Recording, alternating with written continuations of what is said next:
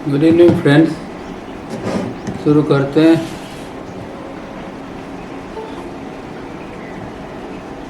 तो पढ़ने से पहले मैं कॉन्शियस स्लीप के बारे में बताना चाहता हूँ कि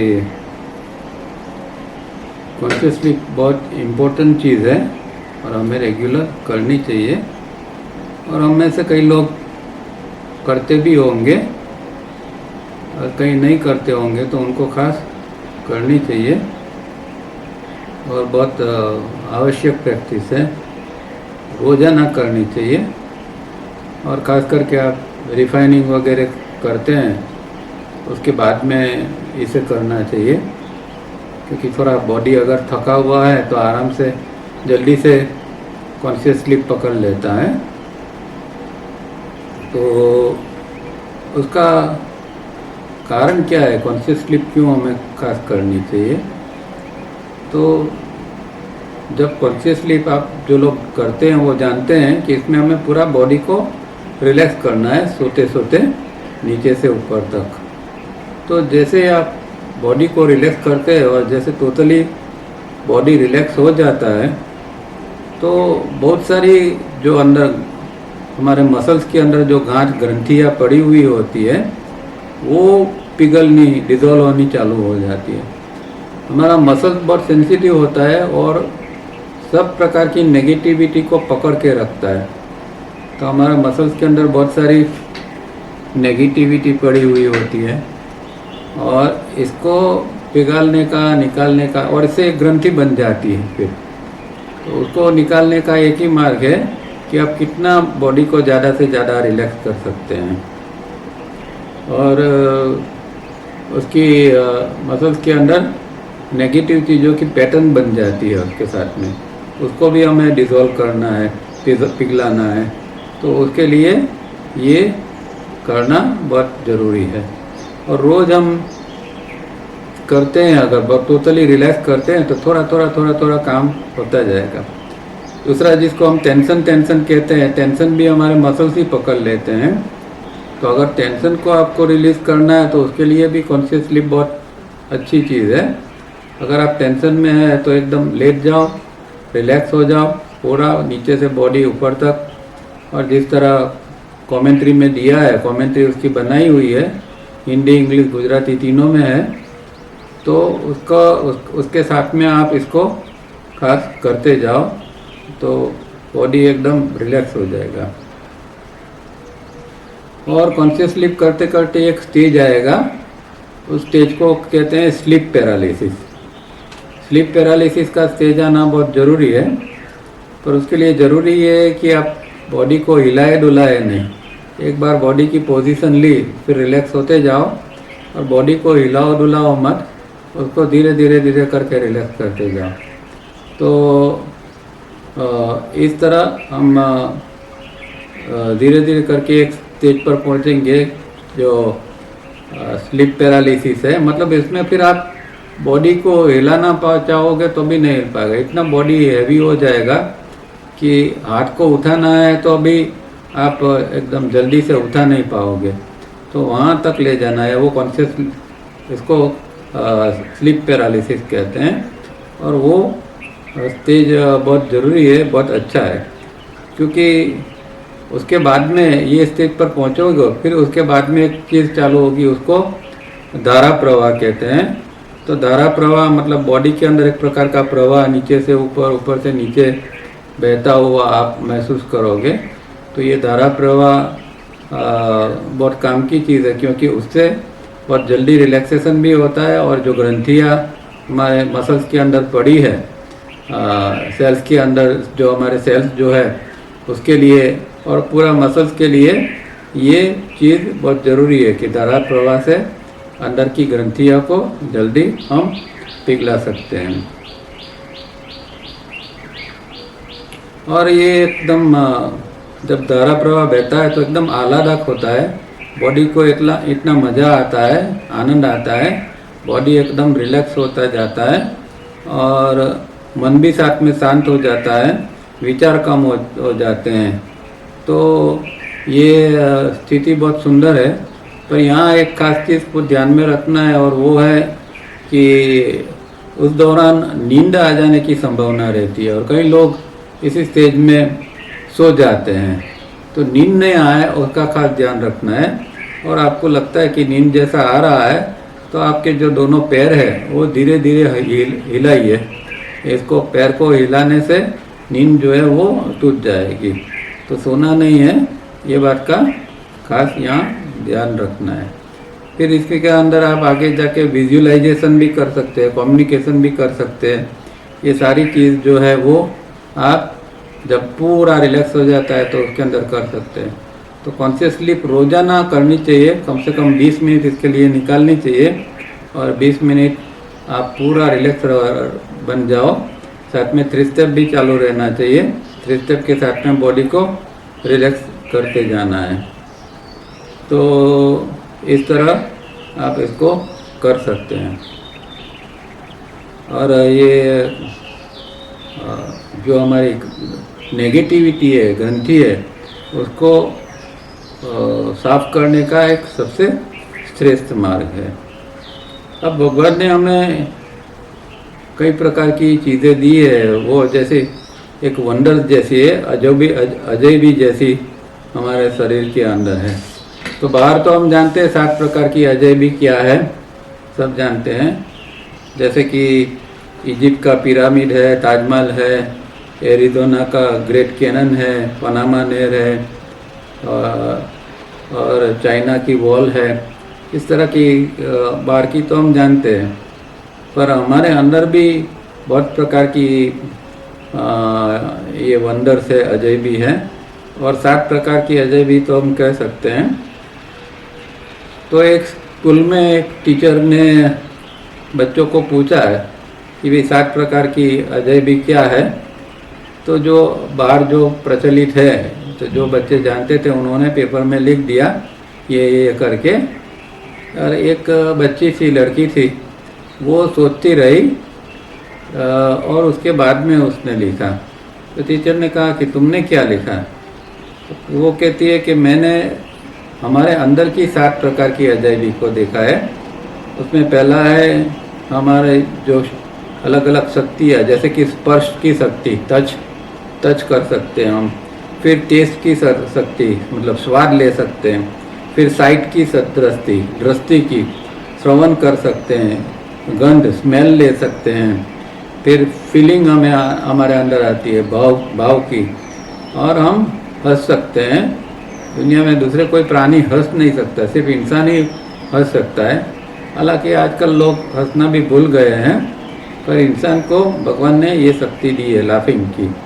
तो ये 7 शक्तियाँ हमें भगवान ने दी है और एक अजयबी की तरह है, पर इसका सही उपयोग हमें करना चाहिए। सातों, इसमें 5 तो इंद्रिय है, 6थी जो है वो इमोशन से भाव है, और 7वां जो है वो लाभ, हाशिया है।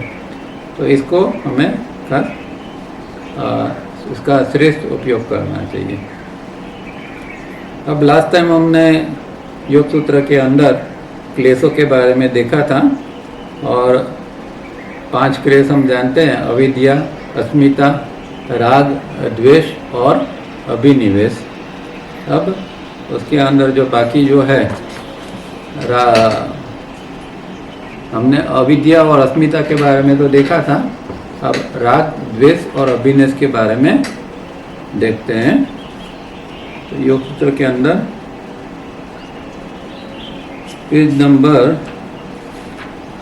246, 245 का जो 6वां सूत्र था, उसके अंदर हमने अस्मिता के बारे में देखा था। आज जो 7वां सूत्र है वो देखते हैं।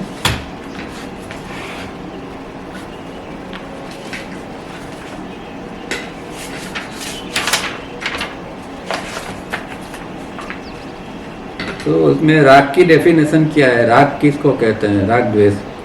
तो राग द्वेष दोनों को हम पढ़ लेंगे और उसके बारे में साथ में देखेंगे। तो 7वां सूत्र है, desire is attachment to objects of pleasure. Desire मतलब राग, इच्छा। तो किसकी इच्छा, जो प्लेजर आनंद के जो सुख के जो ऑब्जेक्ट्स है, विषय है, प्रोडक्ट्स है, उसके प्रति जो हमारा अटैचमेंट है, आसक्ति है, उसको राग कहते हैं। और हेट के बारे में क्या कहते हैं? Hate is aversion of any object of the senses. तो 5 इंद्रिय है, उसके जो भी कोई प्रोडक्ट है उसके प्रति एक जो घृणा का भाव आता है उसको द्वेष कहा जाता है। अब इंग्लिश में पढ़ने से पहले दोनों सूत्र क्या है वो देख लेते हैं। तो 7वां सूत्र का संस्कृत में है सुख अनुशायी राग। सुख मतलब कि सुख का जो अनुभूति होती है हमें, सुख अनुसाई के सुख की जो प्रतीति होती है उसको राग अथवा आसक्ति कहा जाता है। तो जो सुख के विषय है उसके अंदर आसक्ति का होना उसको राग या इच्छा कहा गया है। और द्वेष के बारे में दुख अनुशायी द्वेष। तो जिसके अंदर जैसे जो इंद्रियों का जो विषय है उसकी वो जिसमें से हमें दुख उत्पन्न होता है और वो उसके कारण हमें उस विषय के प्रति जो एक घृणा तिरस्कार उत्पन्न होता है उसको द्वेष कहते हैं। तो ये राग और द्वेष दोनों हमेशा साथ साथ चलते हैं, ये ध्यान रखना है, एक पैर के रूप में काम करते हैं। पर नॉर्मली क्या होता है कि जब राग आता है तब द्वेष दब जाता है और द्वेष दब जाता है तब राग ऊपर आता है। एक व्यक्ति के प्रति आपको स्नेह है, भाव है, तो राग ऊपर रहेगा, द्वेष नहीं आएगा। पर कभी इसके साथ में ही कुछ अनबनी हो गई, कुछ गड़बड़ी हो गई, तो क्या होगा कि उसी व्यक्ति के प्रति द्वेष आना चालू हो जाएगा, तो राग जो है वो दब जाएगा। तो दोनों एकदम स्ट्रॉन्ग इमोशंस है और ये सबसे बड़ी नकारात्मक हमारे भाव है दो, तो उसके ऊपर काम करना चाहिए। अब आपको लगेगा कि भाई सुख तो जिसमें राग है या सुख है वो नकारात्मक कैसे है, तो जिसमें आप जब इंग्लिश में हम पढ़ेंगे तो वहाँ तावड़जा जी बताते हैं कि भाई जो सुख है उसके पीछे भी दुख छुपा हुआ ही है। जैसे सुख का विषय खत्म होगा और दुख सामने आ जाएगा, तो सुख के अंदर भी दुख छुपा हुआ है। इसीलिए राग और द्वेष दोनों जो है वो नकारात्मक भाव उसको हम कह सकते हैं। और ऐसा नहीं है कि ये बात सिर्फ बाहर के विषयों के बारे में कि भाई मुझे कोई अच्छी चीज़ पसंद आ गई, अच्छी गाड़ी है, अच्छा कोई बंगला है तो राग उत्पन्न हो गया, और कोई चीज़ पसंद नहीं आई तो द्वेष हो गया। तो ऐसा खाली बाहर के पदार्थ के बारे में भी नहीं है, पर वही चीज़ संबंध के बारे में भी इतनी ये चीज़ होती रहती है। मतलब हमने जैसा मैंने कहा कि किसी व्यक्ति के प्रति अगर भाव हो जाता है, स्नेह उत्पन्न होता है, तो एक राग उत्पन्न हो जाता है, और उसी व्यक्ति कुछ गड़बड़ी करती है तो फिर द्वेष भी उत्पन्न हो जाता है। तो राग और द्वेष जो है वो संबंधों के अंदर भी इतने ही पावरफुल रूप में प्रकट होते हैं। और प्रॉब्लम ये है कि राग जो है वो अंधा है, क्योंकि जब राग उत्पन्न होता है तो उस व्यक्ति का जो मर्यादा है, उसके जो दुर्गुण है वो हमें दिखाई नहीं देते हैं। फिर जब धीरे धीरे करके उसके ये दुर्गुण मर्यादा दिखने लगती है तो फिर राग निकल जाता है और द्वेष अंदर से चालू हो जाता है। तो ऐसा ही है कि जब एक चीज़ ऊपर होती है तो दूसरी दब जाती है। जब द्वेष दब जाता है तो राग ऊपर आता है, और राग ऊपर आता है तो द्वेष दब जाता है। पेंडुलम जैसा है, हम दो छोर है राग और द्वेष के, और पेंडुलम की तरह हम उसमें डोलते रहते हैं, कभी राग की ओर कभी द्वेष की ओर। तो संबंधों के अंदर ये चीज़ हम खास हमें देखने को मिलती है। तो एक ही चीज़ है इसके लिए हम कर सकते हैं कि जब किसी के प्रति ज़्यादा आसक्ति बढ़ जाए तो हमें थोड़ा कॉन्शियस हो जाने की ज़रूरत है, ज़रा अवेयर हो जाने की ज़रूरत है कि भाई इतनी ज़्यादा आसक्ति अच्छी नहीं है। घर में भी कई लोग होते हैं उसके प्रति कई लोगों का बहुत ज़्यादा आसक्ति होती है, और इसीलिए फिर इनको कोई तकलीफ होती है। कोई घर में है और ज़रा बीमार पड़ गया तो ऐसी व्यक्ति टेंशन में आ जाती है। तो ये जो है वो ज़्यादा आसक्ति जो है वो दूसरों के लिए भी दुखरूप है और हमारे लिए भी दुखरूप है। तो इससे जब इतनी ज़्यादा आसक्ति है उसको धीरे धीरे करके थोड़ी कम करनी ज़रूरी है। और कोई भी सुख जो है वो अंत में तो दुख उत्पन्न करता ही है, वो हम अनुभव से भी हम उसको समझ सकते हैं। अब तावरिया जी इंग्लिश में क्या कहते हैं वो पढ़ते हैं।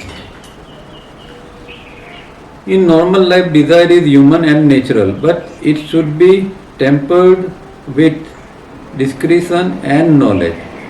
तो ये हर व्यक्ति के अंदर राग द्वेष तो होते हैं, इससे कोई मुक्त नहीं होते हैं। बड़े बड़े लोग होते हैं उसके अंदर भी राग और द्वेष सूक्ष्म रूप में तो पड़े होते हैं। कई लोगों के अंदर प्रकट रूप में होते हैं, कई लोगों के अंदर राग द्वेष सूक्ष्म रूप में पड़े होते हैं, पर होते तो हैं। तो उसको अगर टेम्पर करना है, आपको उसको नियंत्रित करना है, तो आपके अंदर एक डिस्क्रिमिनेशन और नॉलेज होना चाहिए, मतलब विवेक और ज्ञान। ये विवेक और ज्ञान से आप इसको राग को, डिजायर को कंट्रोल, नियंत्रित कर सकते हैं। However, mere worldly discretion and knowledge will not guide or help towards progress. It requires higher yoga knowledge as well as practices.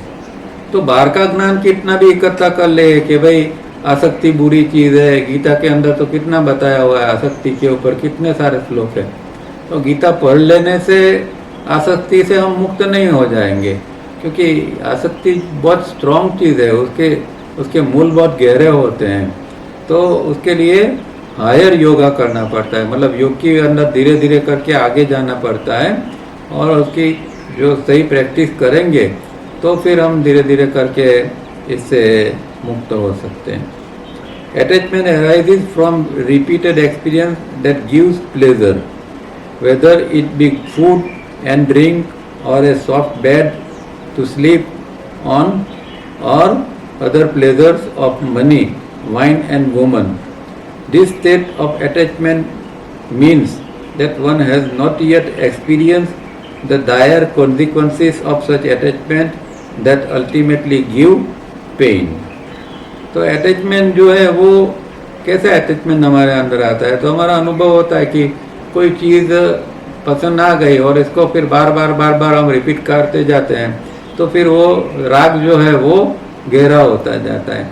एक बार आइसक्रीम खाया और आइसक्रीम पसंद हो गया, तो जब दूसरी बार उसी दुकान से गुजरते हैं तो थोड़ा हो जाता है कि चलो ज़रा आइसक्रीम खा लेते हैं, फिर तीसरी बार, चौथी बार, इस तरह उस चीज़ का राग हमारे अंदर बन जाता है।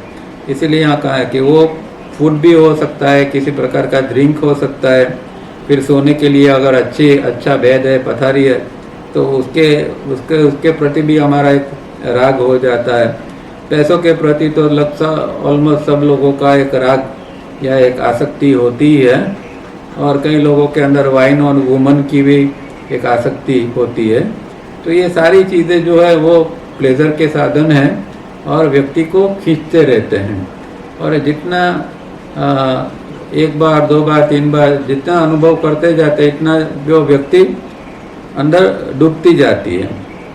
पर आगे जाके उसके जो क्या डायर कॉन्सिक्वेंसेस आएंगे, मतलब भयावह परिणाम उसके आ सकते हैं, कि जितना आप उसके अंदर डूबोगे इतना उसका भयावह परिणाम आएगा, और अंत में वो और कुछ नहीं, पेन ही देगा।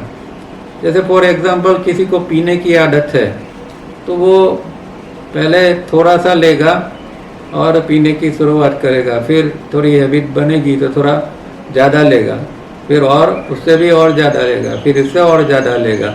इस तरह फिर वो ज़्यादा से ज़्यादा लेता ही रहेगा, और एक पॉइंट ऐसा आएगा कि इतना लेने के बावजूद भी उसको कोई खुशी अंदर से नहीं मिलेगी, एक हैबिट के कारण वो लेता रहेगा। तो फिर वो अंत में एक दुख के रूप में वो चीज़ बन जाती है, उससे कोई फ़ायदा नहीं होता है, शरीर को नुकसान होता है, मन को भी कोई उससे खुशी नहीं मिलती है। इसीलिए हर चीज़ का एक सैचुरेट पॉइंट होता है, तो जब सैचुरेशन आ जाता है तो फिर वो चीज़ सुख के बदले में फिर वो चीज़ हमारे लिए निकम्मी बन जाती है और फिर दुख भी देने लगती है। तो और यही चीज़ संबंधों के बारे में भी है, जो हमने पहले बात की इस तरह कि संबंध भी जो होते हैं उसके अंदर भी अगर गहरा राग है तो वो राग कभी न कभी दुख में परिवर्तित हो जाएगा, तो फिर जीवन में काफ़ी तकलीफ मुश्किल ही आ सकती है। अब 8वां सूत्र हेट के बारे में। Hate is aversion for any object of the senses. तो उसको पहले हमने देखा कि भाई जो इंद्रिय के विषय है उसके अंदर, उसके प्रति जो हमारे अंदर घृणा का भाव आता है उसको हेट कहा जाता है, द्वेष कहा जाता है। Here arises as do anger, jealousy and other aspect of the lower nature from a lower level of awareness, avidya. तो ये राग द्वेष आते कहाँ से है, उसका मूल कारण क्या है? चाहे राग हो या द्वेष हो, दोनों अविद्या के कारण, जो सबसे पहला और मूलभूत क्लेश है अविद्या है, उसके लिए इसके कारण ही अस्मिता आती है, अस्मिता के साथ में फिर राग आता है, द्वेष आता है और लास्ट में अभिनिवेश, मतलब जीवन को तकाए रखने की इच्छा। तो ये सारी चीज़ें जो है वो साथ साथ में आती रहती है। तो अवेयरनेस जब लो लेवल की होती है तब हमारे अंदर ये चीज़ आती है। और जैसे गुस्सा आता है, जेलसी आती है, दूसरों के प्रति जो ईर्ष्या का भाव आता है और दूसरी चीज़ें आती है। इसी तरह ये जो है द्वेष है वो भी लोअर अवेयरनेस के कारण आती है। Whenever awareness is of a low order, the individual is only interested in his or her own good, what is termed ego, or at most in his or her immediate family. तो व्यक्ति के अंदर जब ये lower order में होती है, awareness जब निम्न होती है, तो वो मैं करता रहता है, ये मेरा है, ये मेरा है, ये मेरे हैं, मेरा और मेरे, ये दो चीज़ उसके अंदर बनी रहती है। चीज़ों के बारे में कि ये मेरी चीज़ है, ये मेरा फैमिली है, ये मेरा बेटा है, ये मेरी बेटी है, मेरा मेरा मेरा होता रहता है। और अपने बारे में मैंने ऐसा किया, मैंने ये किया, मैंने इतनी पढ़ाई की, मैंने इतना बिजनेस किया, मैंने ये किया। तो मैं और मेरा जो है वो, इसका भी कारण ये हमारे अंदर की लो अवेयरनेस है, वही है। When these interests are prevented, anger, jealousy and hate spring up, leading to aggression and crime. तो जब इस प्रकार का जो मैं और मेरा जो है उसको कभी कोई इसको डिस्टर्ब करता है, उसको कोई लूट लेता है या उसको कोई नुकसान पहुंचाता है, तो फिर उसके अंदर एक द्वेष का भाव व्यक्ति के अंदर आ जाता है और फिर उसके अंदर गुनाह करने का भी भाव आता है, झगड़ा करने का भी भाव आता है। ये सारी चीज़ों द्वेष के कारण उत्पन्न होती है। जो झगड़े होते हैं, खास करके घरों के अंदर झगड़े होते हैं, उसका सबसे बड़ा कारण द्वेष ही है। एक दूसरे को टॉलरेट नहीं करते हैं, द्वेष उत्पन्न होता है एक दूसरे के प्रति, तब झगड़ा होता है। फिर साथ तो जीना है, तो थोड़ा कॉम्प्रोमाइज़ कर लेते हैं और फिर से जीने लगते हैं। पर ये राग द्वेष का खेल जो है वो व्यक्ति के अंदर निरंतर चलता रहता है। तो साधक है उसको इसके प्रति खास जागृत रहना है कि न ज़्यादा राग में डूबना है, न ज़्यादा द्वेष में जाना है। Like attachment, aversion, hate also arises from repeated experience that gives pain or disliking. Whatever it be, food and drink, or a soft bed to sleep on, or the pleasure of money, wine and woman. In this case, one has experienced dire consequences thus arising from such pleasure. To quote from the Gita chapter so and so. तो यहाँ भी जो aversion होता है, तो जो चीज़ पहले सुख देती थी वही चीज़ किसी कारण अब दुख देने लगती है, तब उसके प्रति द्वेष आता है। पहले तो एक चीज़ थी जिसको अनुभव करते करते बहुत मज़ा आता था, वही चीज़ किसी कारण दुख का कारण बन जाता है। उसी चीज़ में जब दुख आना चालू हो जाता है, जैसे कि सबन के अंदर एक सबन होता आता है, दो व्यक्ति शुरू शुरू में प्रेम में पड़ते हैं तो बहुत आनंद आता है, बहुत खुशी होती है, पर धीरे धीरे धीरे करके जब प्रेम कम हो जाता है और झगड़ा चालू हो जाता है तो फिर अंदर से घृणा, तो जो चीज़ सुख देती थी वही चीज़ अब दुख देने लगी है। तो ये मन का खेल है राग और द्वेष का। और गीता में उसके लिए चैप्टर 18 में 37, 38, 39 श्लोका है, उसके अंदर क्या कहते हैं, which at first seems like poison but afterwards act like nectar, that pleasure is pure from for it is born from of wisdom, that which at first is like nectar because of the sense revel in their objects, but in the end acts like poison, that pleasure arises from passion. तो कई ऐसे चीज़ें होते, ऐसे विषय के पदार्थ है कि शुरुआत में तो हमें नेक्टर माने अमृत जैसे लगते हैं, बहुत अच्छे लगते हैं, बहुत इसमें से मज़ा आती है, पर धीरे धीरे करके वो चीज़ जो है वो ये हो जाती है तो फिर वो पॉइजन जैसा लगता है। जब वो नेक्टर जैसे लगती है तो वो इसमें से विजडम के कारण हमें शुरुआत में ये चीज़ लगती है। और जो चीज़ जो सेंस के इंद्रिय जो है, इंद्रियों के संयोग के कारण हमारे ऑब्जेक्ट मतलब पदार्थ के जो साथ इंद्रियों का संयोग होता है, उसके कारण जो चीज़ शुरू के अंदर नेक्टर जैसी लगती है वो बाद में फिर पेशन के रूप में, वो पॉइजन के रूप में लगती है, जहर के रूप में लगती है, और फिर अंदर एक प्लेजर के बदले में एक आवेग अंदर आ जाता है। तो दो चीज़ है, या तो वो विजडम से निकली हुई चीज़ है या फिर वो सेंसिस से, सेंस का इंद्रियों का संयोग के कारण निकली है। इंद्रियों का संयोग के कारण निकली होगी तो शुरू में वो अमृत जैसी लगेगी और बाद में वो पॉइजन हो जाएगी, पर विजडम के कारण, अंदर ज्ञान के कारण निकली है तो फिर वो जो है वो नेक्टर जैसी, अमृत जैसी लगेगी और वो आनंद देगी। इस तरह का ये एक श्लोक है।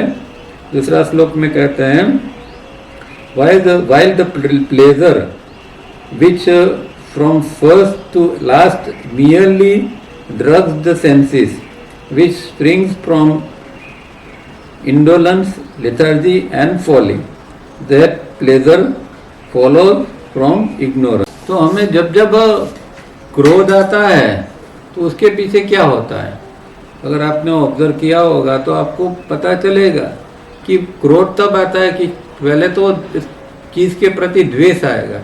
एक व्यक्ति है, उसके प्रति द्वेष आता है तो फिर उसके अंदर से फिर उसको क्रोध आता है, क्योंकि द्वेष जिसके प्रति आएगा वो व्यक्ति अनचाही होगी, और अनचाही वो इसलिए होगी क्योंकि वो हमारा मानती नहीं है, वो व्यक्ति हमारा कुछ समझती नहीं है, ऐसी व्यक्ति होगी तो उसके प्रति हमें एक डिसलाइक अंदर आएगा और घृणा आएगी, हेट आएगा, और साथ में फिर हमारे अंदर जो है वो गुस्सा आएगा। तो ये द्वेष जो है वो इसके पीछे बहुत सारी चीज़ें पकड़ के ले आता है। इसीलिए ज़रूरी ये है कि राग और द्वेष में कितना हम ज़्यादा से ज़्यादा कम कर सकते हैं तो दूसरी नेगेटिविटी से भी हम बच पाएंगे। अब 9वां सूत्र लेते हैं, वो जो है पांचवा या लास्ट क्लेश, जिसको अभिनिवेश कहा गया है।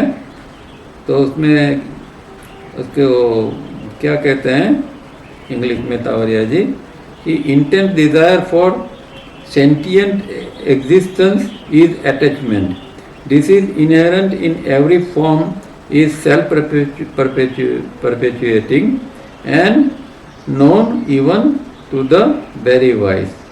तो एक जो हमारे अंदर intense desire for sentient existence, तो जो अस्तित्व एग्जिस्टेंस जो अस्तित्व जो है उसको टिकाए रखने की हमारे अंदर जो तीव्र इच्छा होती है, जिसको हम जिजीविषा भी कहते हैं। तो हर चीज़ जो टिकी रहे हमारे साथ में जो है हमारा शरीर तो है ही, हमारा आयुष्य है वो तो है ही, पर उसके साथ में हमारे साथ में जो लोग हैं हमारे साथ में जी रहे हैं, वो इवन हमारी वस्तुएं, हमारी गाड़ी है, हमारा घर है, वो सब कायम के लिए टिका रहे।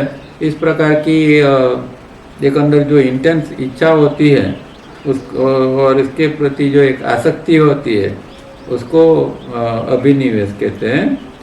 और वो सेल्फ परपेचुएटिंग होती है, मतलब वो स्वयं को बनाए रखती है। वो इच्छा जो है वो कभी मरती नहीं है। कोई भी व्यक्ति चाहे कितना भी दुखी हो पर ऐसा नहीं कहेगा कि अभी मुझे मर जाना है करके। वो उसके अंदर एक जिजीविसा उसके अंदर हमेशा रहती है, एक जीने का भाव, क्योंकि ये इनहेरेंट रूप में हमारे अंदर एक प्रोग्रामिंग के रूप में ये उसको दे दिया है कि हर व्यक्ति, इवन हर व्यक्ति नहीं, हर जीव, चाहे वो पशु पक्षी है, कोई भी है, पशु को पक्षी को हम जरा भी ये करेंगे तो एकदम जल्दी से भाग जाएंगे, क्योंकि उसको भी डर लगता है कि मैं मर जाऊंगा करके, और मरना कोई नहीं चाहता है। तो इसलिए, और ये वाइस मतलब जो साने लोग हैं, सुग्न लोग हैं, उसके अंदर भी ये चीज़ पड़ी है। चाहे कितना भी सुग्न है पर मौत का डर तो हर व्यक्ति के अंदर छुपा रहता है, चाहे कितना भी वो ज्ञानी हो। तो उसका संस्कृत में कैसे क्या है, स्वरस वाही विदुष अपि तथा रुद्र अभिनिवेश। तो अभिनिवेश को क्या कहते हैं, स्वरस वाही, मतलब कि वो अपनी गति से बहता रहता है। यहाँ जो सेल्फ परपेचुएटिंग कहा है वो अपने आप में वो जो गति करता रहता है वो स्वरसवाही है। वो चीज़ अभिनिवेश का है। और विदुष मतलब कि ज्ञानी पुरुष, जो सुग्न पुरुष है। और अपि रुद्र એટલે કે मुदजन, मुद लोग जो होते हैं, तो ज्ञानी हो या मुदजन हो, वो सबको ये अभिनिवेश परेशान करता है। मतलब कि मृत्यु का डर जो है वो हर व्यक्ति को परेशान करता है। और ये भी जैसे हमने दूसरा देखा कि राग द्वेष वगैरह जो है वो अविद्या का कारण है, लोअर अवेयरनेस जिसको तावरिया जी कहते हैं। इसी तरह ये अभिनिवेश का कारण भी अविद्या ही है, अज्ञान है, और अज्ञान के कारण भय लगता है हमें। तो भय जो है वो पहला भय तो मृत्यु का भय होता है, और दूसरा चीज वो चीज खत्म न हो जाए, वो परमानेंटली चालू रहे, चाहे वो स्थूल से स्थूल चीज क्यों ना हो, पर वो खत्म ना होनी चाहिए, वो चालू रहनी चाहिए। वो दो प्रकार का भय हमें रहता है, पर मृत्यु का सबसे गहरा एक भय होता है। तो प्रकृति के अंदर तो प्रकृति का तो नियम है कि बदलाव होता ही रहता है, हर चीज के अंदर बदलाव होता रहता है। तो सभी प्रकृति का स्वभाव परिवर्तन का है। तो ये हमें समझना है कि कोई भी चीज को हम चाहे कितनी भी पकड़ के रखें, वो चीज जो है वो उसका परिवर्तन तो होने वाला है। वो चाहे हमारा शरीर हो या दूसरों का शरीर हो, हमारे साथ वालों का हो, किसी का भी हो, ये परिवर्तन तो होगा ही। पर ये एक बदलाव है, इसको हम मृत्यु कहते हैं, पर सच में मृत्यु नहीं है, एक बदलाव है। मतलब अंदर का जीव जो है वो इस शरीर को छोड़ के फिर बदलाव हो जाता है तो दूसरा शरीर धारण करता है, तो शरीर का एक बदलाव हो जाता है, इसको हम मृत्यु कहते हैं। पर ये प्रक्रिया जो है वो हम इसका अज्ञान है, इसके कारण हमें डर लगता है कि भाई क्या होगा मृत्यु के बाद में। और दूसरा कई बार तो हमारे शास्त्रों के अंदर भी इतनी गड़बड़ी है कि उसके कारण भी व्यक्ति के अंदर ये डर बिन जरूरी डर पैदा होता है। जैसे कि कुछ शास्त्रों के अंदर ऐसे सब वर्णन आते हैं कि मरने के बाद में नरक में जाना पड़ेगा, और नरक में तो ऐसा ऐसा होता है, इस तरह की चीज़ें होती, इतनी यातना दी जाती है। तो ये सब जो हम सुनी सुनाई बातें हमारे ऊपर जो प्रभाव पड़ता है उसका, और ये जो शास्त्र वो असली शास्त्र नहीं है, पीछे से आए हुए शास्त्र है, जिसके अंदर ये बहुत सारी गड़बड़ी और कल्पना है स्वर्ग का और नरक का। तो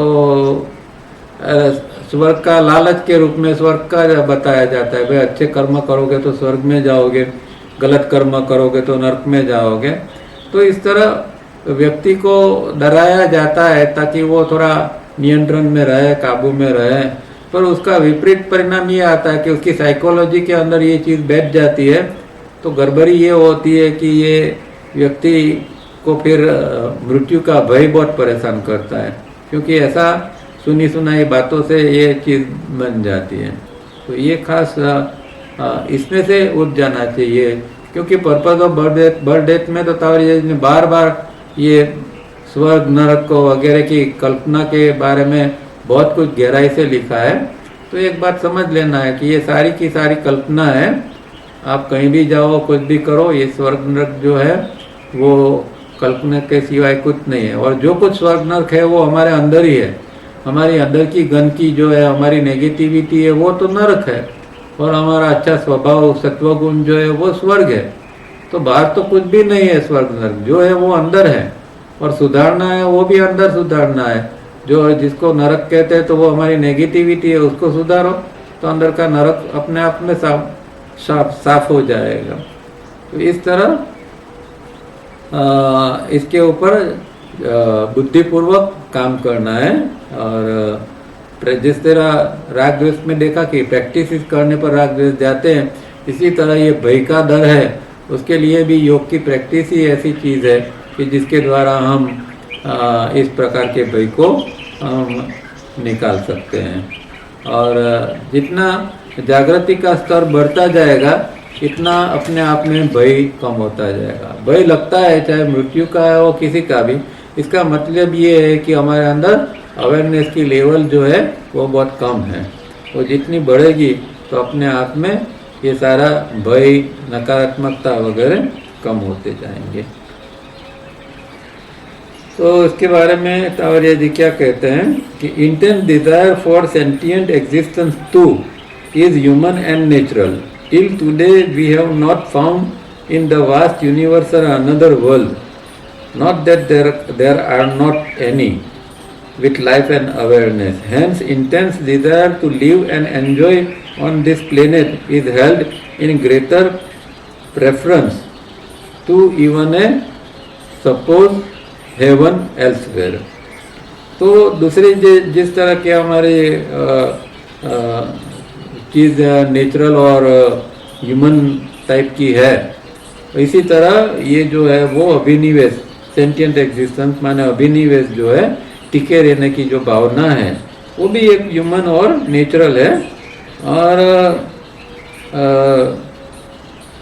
हम साइंस आज तक में कोई ऐसा प्रूव नहीं कर सका है कि कोई और प्लेनेट के ऊपर और जगह पर जीव है, जहाँ इवन जहाँ पानी है या हवा है, इतना भी उसने अभी तो खास ढूंढा नहीं है।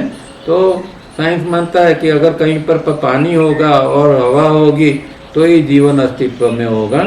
तो साइंस ने अब तक में इतना वास्ट यूनिवर्स में ये देखा नहीं है, इसलिए साइंस मानता नहीं है कि कहीं पर जीव हो सकते हैं। पर टावरिया जी कहते हैं कि इसका मतलब ये नहीं है कि दूसरी जगह पर जीव नहीं है। मतलब टावरिया जी पर्पज में तो कहते हैं कि बहुत सारी ह्यूमैनिटी जो है वो दूसरी जगह पर है, पर जरूरी नहीं है कि वो भी हमारी तरह हमारा जैसा ही शरीर हो, उसको भी पानी पीने के लिए पानी चाहिए और जीने के लिए हवा चाहिए। कोई ऐसा भी शरीर वाला ऐसे जीव हो सकते हैं कि जिसको या हवा पानी की ज़रूरत न हो, इस प्रकार की भी ह्यूमैनिटी हो सकती है ना। तो ह्यूमैनिटी तो कई जगह पर हो सकती है और है, ऐसा टावरिया जी ने पर्पज में बताया है। Hence, intense desire to live and enjoy on this planet is held in greater preference to even a supposed heaven elsewhere. तो कहीं पर मानो कि हेवन है, स्वर्ग है, वो अगर मान भी लेते हैं, फिर भी इस प्लेनेट के ऊपर, पृथ्वी के ऊपर, धरती के ऊपर ही हमें रहना और एंजॉय करना, हम उसको ज़्यादा प्रीफर करेंगे, ज़्यादा पसंद करेंगे। This has now become a part of the structure of acceptance for all life being self-perpetuating. It has become our sanskars or roots, which the sage says are known even to the very wise, however much one may pretend otherwise. तो ये self perpetuating की स्वयं के द्वारा वो चालू ही रहती है, ये इच्छा जीने की। और देखो हमारे समाज में तो यहाँ तक आजकल तो ठीक है कि भाई जो बच्चे होते हैं तो लड़की हुई या लड़का हुआ तो इतना अभी ज़्यादा इसका महत्व नहीं रहा है, पर एक ज़माने में ऐसा था कि लड़का ही होना चाहिए। और वो भी ये सेल्फ परपेचुएटिंग भाव का ही एक प्रकार था कि भाई चलो मेरा शरीर नहीं रहेगा पर मेरा बेटा होगा, बेटा का बेटा होगा। तो इस तरह की एक अंदर जो भावना होती है वो कि मैं किसी तरह भी टिका हूँ, मैं नहीं हूँ तो मेरा बेटा तो है, तो उसको वो होने का भाव या बेटे का बेटा है, तो इस तरह उसको एक अपनेपन का होने का एक भाव उसके अंदर रहता है। ये सेल्फ परपेचुएशन है। तो इस तरह हमारे अंदर ये चीज़ बनी रहती है और एकदम स्ट्रक्चर के अंदर पूरी चली जाती है, एकदम वो हमारा संस्कार बन जाती है। इस इतनी गहराई से ये चीज़ हमारे अंदर बैठ गई है अभिनिवेश की। तो लास्ट अभिनिवेश को लास्ट रखा है पर सबसे स्ट्रांग है, क्योंकि मृत्यु कोई नहीं चाहता है। और यहाँ कहाँ है कि जो are known even to the very wise. तो जो वाइस है, जो सानी व्यक्ति है, जो ज्ञानी व्यक्ति है, उसको भी चाहे वो कितना भी प्रिटेंड कर ले, ढोंग कर ले, पर हर व्यक्ति को ये मृत्यु का डर तो रहता ही रहता है। Life is the opposite of death. तो जीवन और मृत्यु ये दोनों एक दूसरे के अपोजिट है, या जीवन है या मृत्यु है।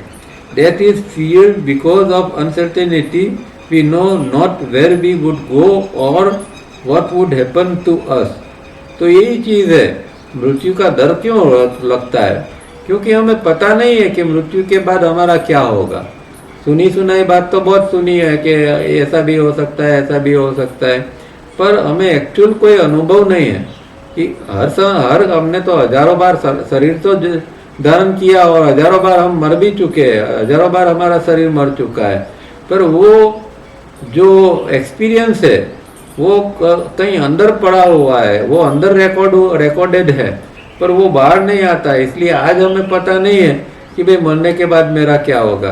तो एक अज्ञान के कारण अंदर डर लगता है कि भाई मैं क्या होगा, ये शरीर छूट जाएगा तो जिसको मैं कहता हूँ तो मैं या जीव कहाँ जाएगा, उसको दुख तो नहीं होगा, उसको पीड़ा तो नहीं होगी, कोई ऐसी अज्ञात जगह पर तो नहीं चले जाएंगे, फिर वापस आना होगा कि नहीं। ऐसे बहुत सारे प्रश्न फिर व्यक्ति को सताते रहते हैं। Awareness is not being continuous from one life to another, hence this attachment to the present life and to being here। तो क्यों ये हमें एक अटैचमेंट रहता है? क्योंकि हमारी अवेयरनेस मरने के बाद अवेयरनेस कंटिन्यूस नहीं रहती है। जैसे मर जाते हैं तो यहाँ की जो अवेयरनेस है वो ख़त्म हो जाती है, फिर जो दूसरे बॉडी में हम जाते हैं, मतलब जिसको हम सूक्ष्म शरीर कहते हैं, स्थूल शरीर छूट जाता है तो हम सूक्ष्म शरीर के अंदर रहते हैं। तो सूक्ष्म शरीर के अंदर रहते हैं तब फिर से नई उस शरीर की अवेयरनेस आ जाती है, पर इसकी कंटिन्यूटी नहीं बनती है कि ये पहले स्थूल शरीर में हम थे, अब सूक्ष्म शरीर में आ गए। अगर इतनी व्यक्ति के अंदर अवेयरनेस बहुत हाई लेवल की है, कोई एकदम जागृत पुरुष है, तो वही इसको देख समझ सकता है, अनुभव कर सकता है कि हाँ देखो ये स्थूल शरीर अभी छूट गया, अब मैं यहाँ से जा रहा हूँ। तो फिर वो उसकी आइडेंटिटी है वो फिर एस्ट्रल बॉडी के अंदर सूक्ष्म शरीर में, उसकी जागृति सूक्ष्म शरीर के साथ में रहती है। पर ये यहाँ एक ब्रेक हो जाती है, अवेयरनेस टूट जाती है। इसके कारण हमें ये पता नहीं चलता है कि भाई पहले हम ये थे, पहले ये शरीर था और अब हम ये कंटिन्यूटी नहीं बनती है। इसके कारण हमें एक डर हमारे अंदर लगता है और हमें यहाँ कंटिन्यू रहने की इच्छा होती रहती है। Philosophy and religion do not help here. The best way out is to instruct people on how to raise their individual level of awareness, till it reaches a point where awareness is not broken either in sleep or in death. ये बहुत सुंदर बात यहाँ कही है और इसका उपाय भी बता दिया है कि देखो, अगर आपको ये जानना है कि मृत्यु के बाद क्या होगा, तो एक ही रास्ता है कि आप साधना करो और साधना करते करते करते आपकी अवेयरनेस को उतने लेवल के ऊपर ले जाओ कि फिर वहाँ आपको पता चलेगा कि भाई ये स्थूल शरीर छूता है और अभी ये सूक्ष्म शरीर में हम हैं। तो अगर हायर लेवल की अवेयरनेस है और वो टूटती नहीं है तो ही ये चीज़ संभवित है।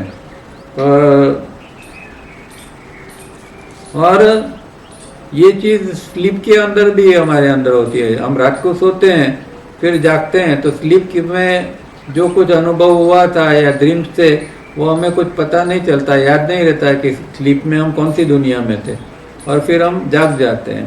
तो स्लीप और दोनों में ये चीज़ है। अब तावरिया जी ने योग के अंदर जो खास बात कही है कि 3 चीज़ योग के अंदर सबसे महत्वपूर्ण है, वो है कॉन्शियस स्लीप, कॉन्शियस डेथ और कॉन्शियस बर्थ। तो इसीलिए हमने शुरुआत में ही कॉन्शियस स्लीप की तो बात कर ली कि भाई कॉन्शियस स्लीप को रोज़ किस तरह करना है और क्यों करना है और उसका फ़ायदा क्या है। तो कॉन्शियस स्लीप के ऊपर आपकी मास्टरी आ जाएगी तो जिस दिन डेथ होगा ये फिजिकल बॉडी का, उस दिन इतनी घबराहट नहीं होगी, क्योंकि वो जैसे हमने जीते जी मृत्यु का अनुभव ही कर लिया है। कॉन्शियस स्लीप में इतनी गहराई में जाना है कि जैसे ये शरीर का मृत्यु हो रहा है, यहाँ तक हम कॉन्शियस स्लीप में जा सकते हैं। तो एक कॉन्शियस स्लीप में एक डेथ का अनुभव हो जाता है। फिर जब डेथ होता है तब हम अगर कॉन्शियस रहते हैं तो फिर हमारा दूसरा जन्म होगा, वो कॉन्शियस बर्थ होगा, और दूसरा जन्म फिर हमारी चॉइस के मुताबिक होगा। हमें कहाँ जन्म लेना है, कितने समय के बाद लेना है, कौन से माता पिता के यहाँ लेना है, कौन से जगह लेना है, ये सारी चीज़ें की एक स्वतंत्रता, चॉइस इस व्यक्ति को रहती है। पर जो व्यक्ति बेहोशी में मरता है और जिसकी अवेयरनेस टूट जाती है, उसको कोई चॉइस नहीं होती है। उसको तो कुदरत के नियम के अधीन फिर दूसरा जन्म लेना पड़ता है, और दूसरा माँ बाप वगैरह भी जो है वो कुदरत के नियम के अधीन उसको, और उसके जो कर्म या उसका जो कुछ बैलेंस है उसके अधीन वो चीज़ उसको मिलती रहती है। पर जिस व्यक्ति ने कॉन्शियस डेथ का अनुभव किया है वो कॉन्शियस बर्थ ले सकता है। If awareness is continuous and to bring this about is the purpose of Yoga Sutra. If we are aware as to what happens to us between death in this life and thereafter, we will drop this fear of death and our clinging to life. तो यही तो योग सूत्र का उद्देश्य भी है कि भाई हमें इस तरह का ज्ञान मिले कि अवेयरनेस किस तरह कंटिन्यूस रह सकती है, और अवेयरनेस कंटिन्यूस को बनाए रख के हम मृत्यु का अनुभव करें और उसके बाद में मृत्यु की बाद की जो जीवन है उसका भी अनुभव करें। तो यही तो उसका ये उद्देश्य है। और अगर ऐसा हो सकता है तो कोई भय का कारण नहीं रहेगा और इस जीवन को चिपके रहने का भी कोई ज़रूरत या कारण नहीं बनेगा, क्योंकि उसको पता है कि भाई मेरा दूसरा जन्म जरूरी है, तो दूसरा जन्म होगा ही और इस तरह होगा। तो उसको फिर न मृत्यु का डर रहता है और न फिर इस जन्म को के साथ चिपक रहने की उसको ये रहती है। We will also not quarrel in the name of religion when we shall experience first hand the truth of life and death. फिर तो हमें कोई धर्म के नाम पर झगड़ा करने की भी जरूरत नहीं है। जब हमारे पास ये फर्स्ट हैंड नॉलेज होता है जीवन और मृत्यु के बारे में, तो फिर शास्त्र में क्या कहा है और उसने क्या कहा और धर्म में क्या कहा, उसकी कोई ज़रूरत ही नहीं है। हमें अनुभव ही हो गया है कि भाई ये हो रहा है या इस तरह हो सकता है, तो फिर कोई झगड़ा की भी कोई संभावना नहीं रहती है। Why are even the wise subjected to this fear? Because they appear wise through philosophy but lack of actual experience. Experience is the great teacher and a high level awareness makes for experience of a rich kind, which is to be experienced rather than argued about. तो भाई कहते हैं कि ज्ञानी लोग को भी डर लगता है, यहाँ सूत्र में कहा। तो ज्ञानी लोग को क्यों डर होना चाहिए? वो तो ज्ञानी हो गया, उसको सब पता है, मृत्यु क्या है, मृत्यु के बाद क्या होगा, वो सब कुछ को तो पता है, तो उसको क्यों डर लगता है? तो वो तो खाली उसके पास बाहर का ज्ञान है, फिलोसॉफी है, उसने एक्चुअल अनुभव नहीं किया है उसका, इसीलिए उसको भी डर है।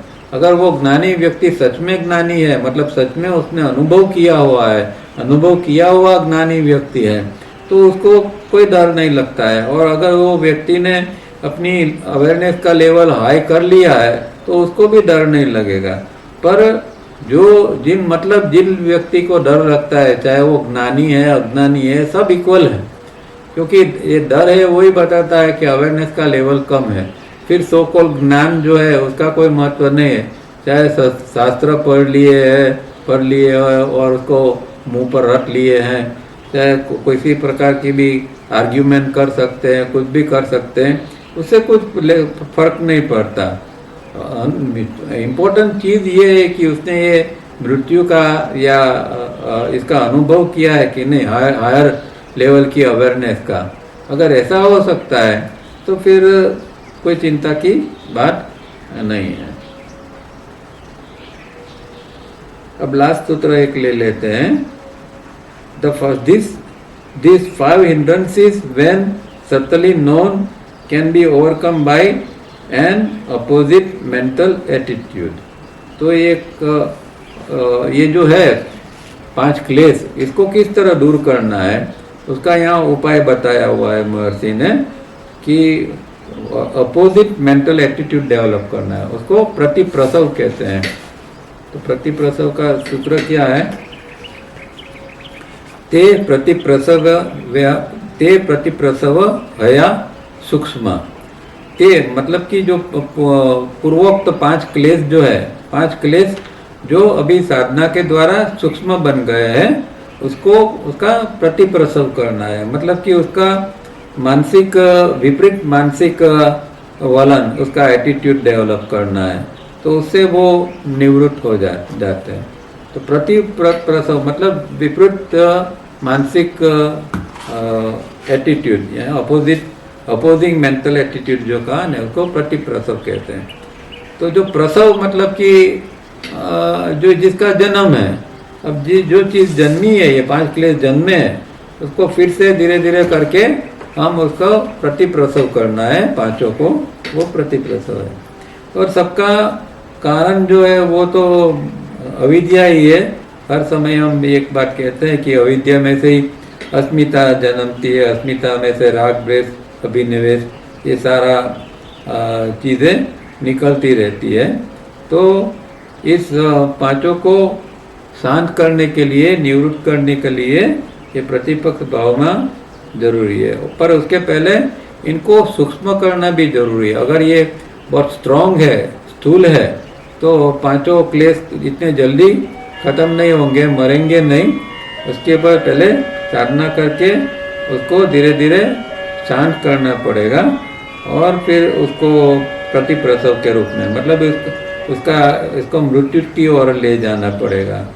और एक के बाद एक डिजोल्व होते जाएंगे और लास्ट में अविद्या जाती है। अविद्या जो है वो लास्ट तक रहती है, मतलब विद्या तो आती है पर पूर्ण रूप से अविद्या का जाना बहुत लास्ट स्टेज में होता है। कुछ न कुछ अविद्या रह जाती है, व्यक्ति कितनी भी ऊपर चढ़े तक, पर लास्ट में वो अविद्या खत्म हो जाती है, तब फिर वो उसका मोक्ष हो जाता है और उस समय उसकी जागृति जो है वो हाईएस्ट लेवल की होती है। तो उसके लिए यहाँ क्या कहते हैं, to know this 5 hindrances subtly for the average or even a little advanced person on the path is normally not possible because as stated repeatedly earlier, one must realize that it is all a play of Maya or cosmic mind। तो ये जो 5 क्लेश है, hindrances है, अविद्या अस्मिता राग द्वेष अभिनिवेश, वो उसको जानना समझना आसान नहीं है। सामान्य व्यक्ति के लिए तो नहीं है, पर कोई थोड़ा एडवांस व्यक्ति है उसको जानना समझना आसान नहीं है, क्योंकि हम जानते हैं कि हमारे ऊपर जो कॉस्मिक माया या कॉस्मिक माइंड का जो प्रभाव है, कॉस्मिक माया को से निकली हुई जो कॉस्मिक माइंड से निकली हुई कॉस्मिक माया, जो माया का प्रभाव हमारे ऊपर है, और माया के कारण हमारे अंदर ये राग द्वेष वगैरह, अभिनिवेश, जीवन जीने की इच्छा, ये सारी चीज़ें ये माया के कारण हमेशा हमारे ऊपर आती है। तो उसका प्ले हमेशा निरंतर चलता रहता है और व्यक्तियों को पकड़ के रखता है। तो 5 क्लेश का मूल कारण ये है कि ये जो अविद्या है, और अविद्या का भी कारण क्या है कि ये माया जो है, वो माया ने ये सारा खेल रचाया हुआ है। Till then one suffers from these hindrances and hence affliction that give pain. Unless these seeds are burnt up, they will not let an individual live in peace. No philosophy, religion or willpower can be of any assistance. तो ये जब तक ये hindrances है तब तक वो कष्ट देता रहेगा और उससे दुख उत्पन्न होता रहेगा। पर इसका एक ही उपाय है, उसको जला देना पड़ेगा। उसके जो सीड्स है, उसके जो संस्कार है, उसको अगर हम जला देते हैं 5 क्लेशों के, तो फिर हम शांति से जी पाएंगे। उसके पहले हमें शांति का अनुभव नहीं होगा, और उसके अंदर कोई फिलॉसफी, रिलीजन, विल पावर कुछ काम नहीं करता है। ये सब चीज़ जो है वो सुपरफिशियल है। To all afflictions there is only one potent remedy, upgrading awareness to the level of pure awareness by various techniques, so that the individual's pure awareness will know and understand the pure awareness of cosmic mind. This is known as can be overcome by an opposing mental attitude. तो एक ही उपाय है कि हमारा awareness को upgrade करें, और इतनी अवेयरनेस को अपग्रेड करें कि जितनी चित्ती शक्ति के अंदर या यूनिवर्सल माइंड के अंदर जो प्योर अवेयरनेस है, इतनी हमारे इंडिविजुअल अवेयरनेस भी हमारी इतनी लेवल की अगर पहुंच जाती है, तो फिर जो है वो अपने आप में ये 5 क्लेश जो है वो ओवरकम हो जाते हैं, वो हो जाएंगे। और उसको यहाँ अपोजिंग मेंटल एटीट्यूड। तो प्रतिप्रसव का एक ही उपाय है कि अवेयरनेस को हम कितनी बढ़ा सकते हैं। जितनी अवेयरनेस बढ़ेगी इतना ड्रिफ्टिंग ज्यादा हो जाता है। हाँ, वो तो ठीक है, ड्रिफ्टिंग तो वो तो हमारा स्टेट ऑफ माइंड के हिसाब से रहेगा, और रोजाना वो तो एक समान भी नहीं रहेगा। कोई दिन अच्छा रहेगा, तो अगर कुछ अच्छा चल रहा है, अच्छी प्रैक्टिस हो गई, तो एकदम शांत हो जाएगा माइंड और शरीर दोनों। तो फिर ये ड्रिफ्टिंग कम होगा। कोई दिन कुछ अंदर गड़बड़ी चालू है, कोई बाहर की गड़बड़ी अंदर आ गई है, कोई किसी चीज़ की, तो उस दिन ड्रिफ्टिंग ज़्यादा रहेगा। वो तो चलता रहता है, पर हमारा प्रयत्न तो ये है कि मस्क्यूलर लेवल के ऊपर, क्योंकि आप नहीं थे जब मैंने कॉन्शियस स्लीप का बोला, तो आप लेट चालू हुए, तो वो आप एक बार हाँ, तो एक बार सुन लेना आप जब ये वीडियो रखेंगे तब। तो उसमें मेन बात ये है कि हम जो मैंने बताया था कि स्लीप पैरालिसिस तक बॉडी को ले जाना है और उसके बाद में मन को शांत करना है, तो फिर ड्रिफ्टिंग एकदम कम हो जाएगी। और उसमें फिर हम आगे कम्युनिकेशन, विजुअलाइजेशन वगैरह और सारी चीज़ें भी कर सकेंगे। वो मैंने ऑलरेडी बता चुका हूँ मैं ही। हाँ, वो मैं आगे भी आपने अलग अलग जगह आपने बताया है। हाँ, तो थोड़ा मुझे याद है।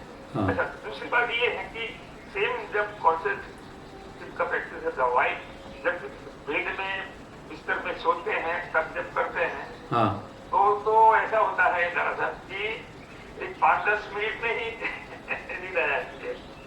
वो अच्छा है। देखो रात को सोते समय कॉन्शियस स्लीप करते करते सो जाना, वो सबसे अच्छी चीज़ है। क्योंकि नॉर्मल कोर्स में हमें क्या हैबिट होती है कि विचार करते करते सोते हैं। आज दिन में क्या हुआ, ये हुआ, वो हुआ, अंदर पिक्चर एक चालू रहता है और हम अचानक स्लीप में चले जाते हैं। वो मेथड गलत है। तो जितनी अवेयरनेस के साथ में आप स्लीप में जाओगे इतना और अच्छा है। तो रात को अगर कॉन्शियस स्लीप करते हैं तो बॉडी को एकदम रिलैक्स कर दो, माइंड को शांत कर दो और धीरे धीरे नींद को आने दो। और जब नींद आती है तो नींद में चले जाओ। ये बेस्ट टेक्निक है और रात को करना चाहिए। इससे आपकी नींद की गहराई भी बढ़ेगी और शांति का ज़्यादा अनुभव होगा। तो वो कर सकते हैं रात को। हाँ तो मतलब हाँ, अगर रात को करते हैं तब ऐसा होता है कि रात को तुरंत नींद आ जाती है, 5-7-10 मिनट में ज्यादा से ज्यादा। हाँ तो बराबर है, वो जो होना है वही हो रहा है। वो कॉन्सेप्ट नहीं ले सकते। हाँ वो बराबर है, इसी तरह होना चाहिए। ठीक है। अच्छा, दूसरी बात ये थी, हाँ। मैं एक और प्रश्न है हाँ बोलो। कि प्रिज्म का प्रैक्टिस जो है हाँ। अपग्रेडिंग ऑफ अवेयरनेस के लिए, हाँ तो प्रिज्म का प्रैक्टिस कितना करना चाहिए और दिन में कितनी बार करनी चाहिए? दिन में ज़्यादा बार करने का सवाल नहीं है, आप कितनी गहराई में जाते हैं। तो अगर आपका चित्त पहले 5 मिनट से शुरू करते हैं, फिर लगता है कि अभी थोड़ा चित्त स्थिर हो रहा है और बैठ सकते हैं, तो फिर 5 से 10 मिनट करो, 10 से 15 मिनट करो, धीरे धीरे करके समय बढ़ाओ। पर ज़रूरी ये है कि चित्त अंदर टिकना चाहिए, क्योंकि अगर विचार आते रहते हैं, ड्रिफ्टिंग होता रहता है, तो आपको इंटरेस्ट ही नहीं पड़ेगा। फिर तो आप अपने आप में आप ही खुद जल्दी से बंद कर दोगे। तो उसमें टाइम बढ़ाना नहीं है, पर टाइम अपने आप में बढ़ता जाएगा। जैसा जैसा चित्त स्थिर होता जाएगा तो आपको पता भी नहीं चलेगा कि 5 की 10 मिनट हो गई, 10 की 15 मिनट हो गई। तो ये इम्पोर्टेंट चीज़ ये है कि हमारा चित्त कितना स्थिर इसके अंदर होता है। तो अपने आप में समय बढ़ाता जाना है। तो 15-20 मिनट तो आप अगर चित्त स्थिर रहता है तो आराम से कर सकते हैं। 20 मिनट तक जा सकते हैं। हाँ बिल्कुल बिल्कुल कर सकते हैं। फिर उसके दूसरा पार्ट, तीसरा पार्ट भी दिया है ना आगे जाके। फिर जब एक स्टेज ऐसा आता है कि फिर हम अपग्रेडिंग अवेयरनेस 2 जो प्रिज्म की सेकंड एक्सरसाइज है उसके अंदर जा सकते हैं। फिर आगे जाके खड़े खड़े करना है, वो खड़े खड़े हाँ खड़े हाँ खड़े करना है। हाँ हाँ वही बराबर। उसके बाद बाकी अगर 15-20 मिनट में हम मतलब एस्टेब्लिश हो गए, थोड़ी प्रैक्टिस अच्छे हो गई, हाँ। तो फिर खड़े खड़े भी करना है। हाँ वो बाद में करना है, पहले इसके ऊपर जहाँ मास्टरी आ जानी चाहिए, प्रिज्म देखना बंद हो जाए, गुम हो जाए प्रिज्म, हाँ। ये सारी अनुभूति होती है, तो फिर हम सेकंड स्टेज के ऊपर जा सकते हैं।